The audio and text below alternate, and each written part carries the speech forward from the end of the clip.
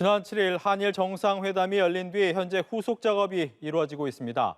당시 회담을 통해 12년 만에 한일 셔틀 외교가 완전히 복원되고 일본 후쿠시마 오염수와 관련해 한국 실찰단을 현장에 파견, 또 기시다 총리는 과거사에 대해 유감 표명을 하기도 했습니다. 한일 회담 성과에 대한 자세한 내용 장호진 외교부 1차관과 함께 이야기 나눠보겠습니다. 안녕하십니까? 안녕하십니까? 네, 먼저 한일 정상회담의 성과는 그동안 많이 이야기해 오셨을 텐데 그래도 가장 큰 성과가 이거다라고 이야기를 해주신다면요? 우선 2달 만에 지난번에 대통령께서 방문하신 후에 2달 만에 빠른 답방을 통해서 셔틀 외교가 재개되면서 한일 관계 정상화가 본격적으로 궤도에 올랐다고 말씀드릴 수 있고요. 그다음에 이제 국민들의 관심사이신 과거사 문제에 대해서 일본 측에서 역대 내각의 입장 인식을 계속 계승한다는 확인과 함께 기시다 총리 본인의 입으로 피해자들께 대한 메시지가 있었고 또 히로시마의 원폭 희생자 위령비를 공동으로 참배하기로 한 점들이 눈에 띄고요. 그다음에 국민 여러분도 잘 아시지만 많이들 걱정하시는 후쿠시마 오염수 처리 문제와 관련해서 저희 측 시찰단을 우리 측 시찰단을 받기로 합의한 점 등이라고 생각합니다. 예, 하나하나 좀 짚어보죠. 먼저 이제 셔틀 외교의 완전한 복원 이야기를 하셨는데 그러면 얼마나 자주 왕래가 되는 겁니까? 그걸 예를 들어서 분기별에 한 번이다 이런 식으로 정해놓고 하는 것은 아니고요. 그때 이제 필요에 따라서 격의 없이 형식에 구애받지 않고 언제든지 만날 수 있다라는 게 셔틀 외교의 본질인데 우선은 금년 중에 있는 나토 정상회의나 유엔 총회 그리고 가을 되면 이제 아세안 관련한 정상회의들이 있지 않습니까? 네. 그런 다자회의 계기 등을 활용할 수 있을 것으로 보입니다. 그렇군요. 이제 관심 있는 사안은 또 후쿠시마 오염수 시찰단이 될 것 같습니다. 우리 입장에서는 실제적으로 검증에 가까운 활동을 할 것이다라는 입장을 보이고 있는데 일본에서 나온 얘기를 보면 안전성을 확인하거나 평가하지는 않을 것이다 이런 얘기가 나오기 때문에 과연 어떤 것이 맞는 얘기냐라는 의문이 좀 생기는데 어떤 겁니까? 지금 저희로서는 네. 우리 국민들의 건강과 안전을 최우선으로 해서 최대한 면밀히 이 영향을 평가할 것이고요. 또 내주에 이제 일본 측하고 이 시찰단 파견에 관한 국장급 실무 협의가 열립니다. 예. 그 협의를 통해서 이제 구체적인 계획들을 세워 나갈 텐데 저희로서는 그 동안에도 자료를 쭉 받아왔지만 어쨌든 이 안전성 검토에 필요한 그 자료나 또는 시설, 설비 현황 이런 것들을 다 두루두루 다 직접 보고 그리고 돌아와서 저희가 수집한 자료와 정보를 가지고 영향을 평가할 겁니다. 네. 말씀하신 것처럼 우리 입장에서는 그 안전성에 대해서 평가할 것이다라고 얘기를 하는데 일단적으로 만약 그 부분에 대해서 과연 실효성 있게 할 수 있느냐라는 부분, 즉 IAEA가 내놓는 결론과는 다른 내용을 우리가 얘기할 수 있겠느냐라는 부분도 좀 의문이 들거든요. 이건 어떨까요? 그 IAEA의 경우에 이제 검증단을 운영하지 않습니까? 네. 근데 거기에는 저희가 두 차원에서 참여합니다. 그 11분의 검증 TF 중에 저희 한국 측 전문가가 한 분 들어가 계시고요. 아울러서 저희 한국 원자력 안전 기술원에서 그 오염수의 농도를 측정하는 작업에도 함께 하고 있습니다. 그래서 일단 IAEA 작업에 이미 저희가 두 파트에 저희 나름의 장치가 있고요. 또 IAEA 자체를 통해서 저희에게 제공해주는 그간의 이제 자료들이 있습니다. 예. 거기에 더해서 지금 우리의 자체 시찰단을 또 보낸다는 겁니다. 그래서 이거는 뺄셈이 아니라 덧셈입니다. 제가 강조하고 싶은 것은 이것은 뺄셈이 아니라 덧셈이다. 근데 자꾸 뺄셈이라고 우리 스스로 낮춰볼 필요가 없다 하는 말씀을 꼭 드리고 싶습니다. 예, 덧셈이다. 그럼 한 번만 더 질문 드리면 이제 시찰단이냐 검증이냐라는 이제 단어 때문에 그동안 얘기가 많이 나왔었는데 단어가 시찰이라 하더라도 우리는 검증을 충분히 할 수 있다 이렇게 들으면 되겠습니까? 그렇습니다. 네. 네. 그리고 대만의 경우도 이제 대만은 IAEA 회원국이 아닙니다.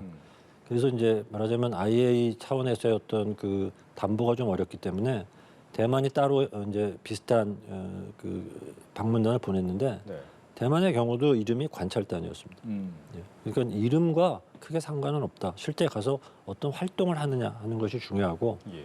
그 활동 면에서는 저희가 국민들께서 우려하시는 그런 부분들을 불식시킬 수 있도록 최대한 면밀히 준비할 것이다. 그렇게 말씀드릴 수 있겠습니다. 네.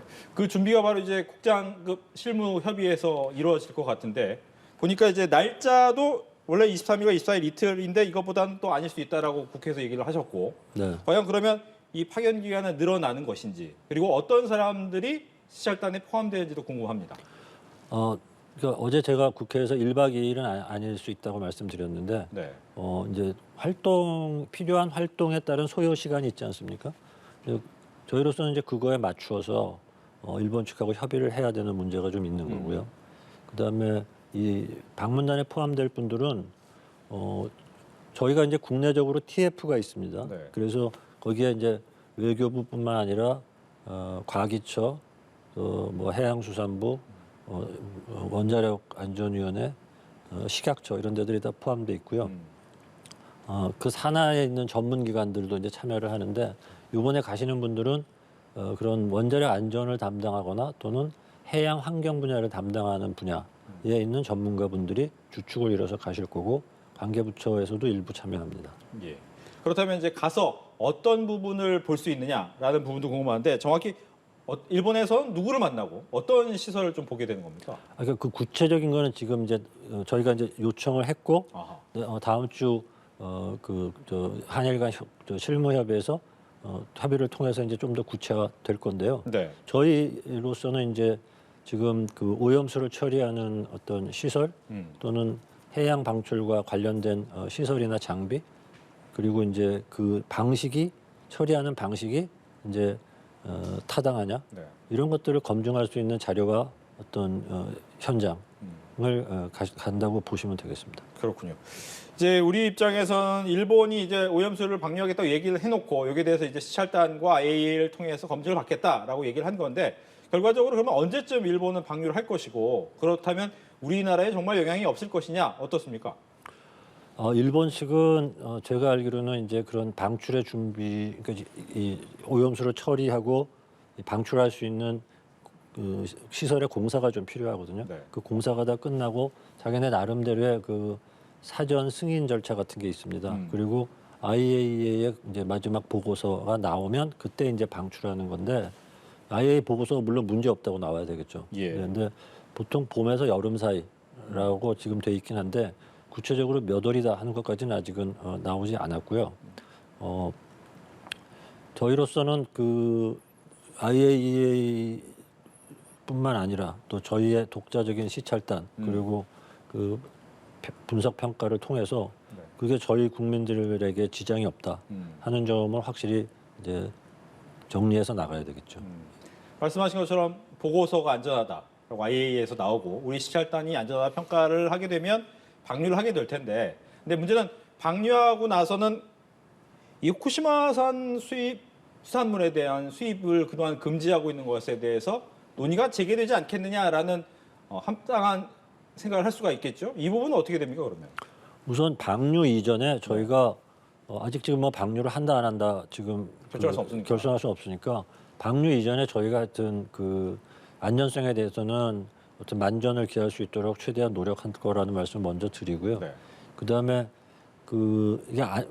이게 오염수 처리가 뭐 타당하게 돼서 방류를 해도 좋다라는 결론이 났을 때 혹시 후쿠시마 인근의 수산물 수입과 관련이 있는 거 아니냐 우려들이 있으신데 제가 보기에 그 두 문제는 별개의 문제입니다. 예, 그리고 수산물 문제는 아무래도 이제 저희 국민들께서 섭취하는 문제니까 당연히 이제 건강과 안전 문제를 중점적으로 아주 면밀하게 볼 거고요. 예. 그다음에 또 하나는 이 처리한 오염수, 즉 탱크에 들어있는 처리한 오염수를 방류하는 것과 이미 오래 전에 있었던 어떤 핵 오염 사고로 인해서 바다에 있는 어족 자원이 영향을 받았을지 모른다는 문제는 별개입니다. 엄밀히 말하면. 네. 이건 탱크에 들어가 있던 물이 이제 나가는 거고요. 수산물은 그 전에 영향 받았을 거 아닙니까?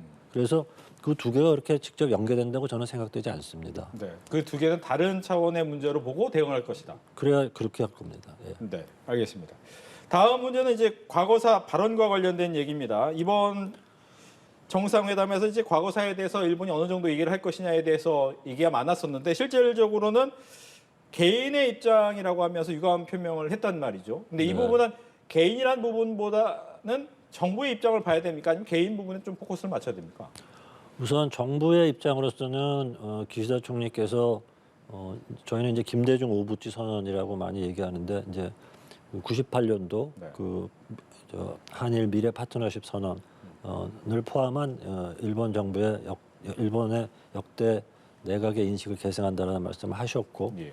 이제 본인의 얘기로서 이제 지금 말씀하신 그 고통을 겪었던 분들, 가혹한 시기에 고통을 겪었던 분들에 대해서 마음이 아프다 그런 말씀을 하셨는데 네.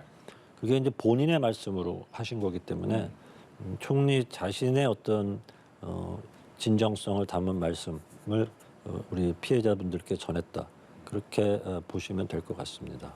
예. 그렇다면 이렇게도 질문을 드리겠습니다. 이제 말씀하신 것처럼 김대중 오부치 선언, 즉 1998년 한일 공동선언에 대해서 계승하겠다라고 얘기를 했는데 보통 이 계승의 당시 이 선언에는 사죄나 반성회라는 단어가 들어 있었는데 이번엔 단순하게 계승만 얘기를 했기 때문에 오히려 후퇴한 이야기다라는 것이 야권 쪽에서 나오는 이야기입니다. 이 부분에 대해서 어떻게 얘기하시겠습니까? 그 선언을 계승한다고 얘기해서 네.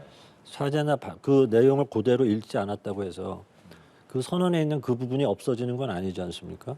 예를 들면 저희가 국제회의 같은 데서 문서를 만들 때 또 예를 들면 어떤 어떤 사건에 대한 입장을 설명할 때 그 전에 채택된 결의문을 이렇게 같이 병기하는 경우가 있거든요. 어떠한 결의와 관련하여 또는 어떠한 결의를 다시 강조하면서 네. 그래서 그 결의에 있는 내용을 다시 반복하지 않았다고 그래서 그 결의에 있는 내용이 없어지는 건 아니잖아요. 그래서 그거는 그 내용을 함께 포함하는 말씀이었다고 저는 그렇게 이해가 됩니다. 알겠습니다. 이제 뭐 과거사에 관련된 문제도 있지만 또 이 관련돼선 교과서 검증 문제도 항상 이야기가 나오고 독도의 영유권 문제에 대해서도 얘기가 계속 나오고 있는데 이 부분에 대해서는 어떻게 대응하실 생각이십니까? 독도 문제와 같은 경우에 대해서는 저희가 그 독도가 이제 뭐 역사적으로나 지리적으로나 국제법적으로 저희 고유의 영토라는 건 너무나 분명하고요. 네. 그러니까 우리가 과거사 문제를 한일 관계 미래지향적인 발전을 위해서 우리가 대승적으로 결단을 하고 그걸 통해서 한일 관계의 발전을 통해서 과거사 문제에 대한 일본 측의 보다 진전된 입장을 견인해 온다라는 문제와 어떤 교과서나 또는 어떤 일본의 정부 문서에 독도 문제에 대한 자신의 입장을 기술함으로써 도발을 하는 거와는 다른 차원의 문제고 그 도발에 대해서는 분명하고 단호하게 대응해 나갈 겁니다. 알겠습니다.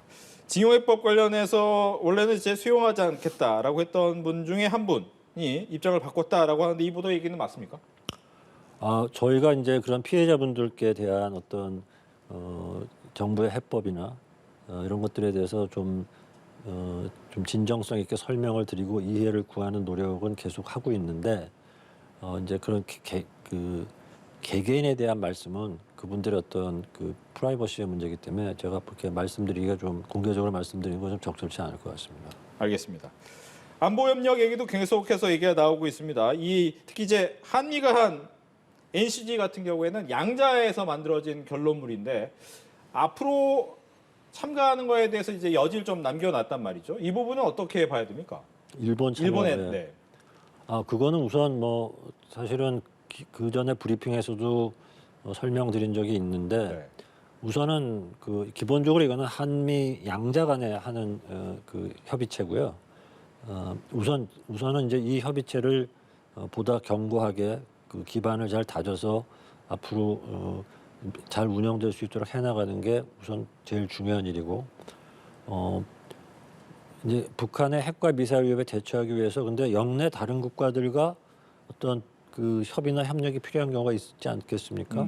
그 경우는 꼭 일본뿐만 아니라 네. 뭐 다른 나라들도 있을 수 있지만 그런 경우에 있어서 어떤 제3국가의 협의 그거는 당연히 절대 안 한다 이렇게 배제할 수는 없는 문제라고 생각하고요. 그런 면에서는 이제 그런 가능성을 배제하지는 않는다 그렇게 말씀드릴 수 있겠습니다. 예.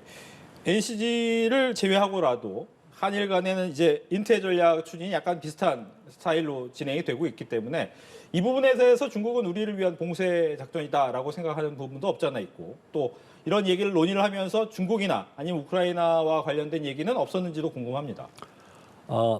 정상들 간에 나누신 얘기에 대해서 제가 뭐 이렇게 언급하는 건 조금 적절치 않은 것 같은데 네.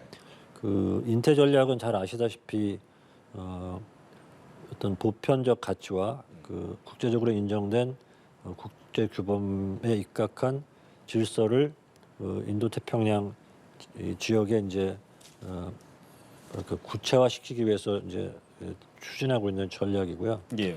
그 전략은 영내 어느 국가와의 협력도 배제하고 있지 않습니다. 즉 열려 있는 전략이기 때문에 그 어떤 특정 국가를 전혀 겨냥하고 있는 것도 아니고, 그래서 제가 보기에는 중국이 이 문제에 대해서 너무 그렇게 과민하게 반응하는, 그러니까 중국이 이거를 자기를 겨냥한 것이다라고 생각할 필요는 없다고 생각합니다. 예.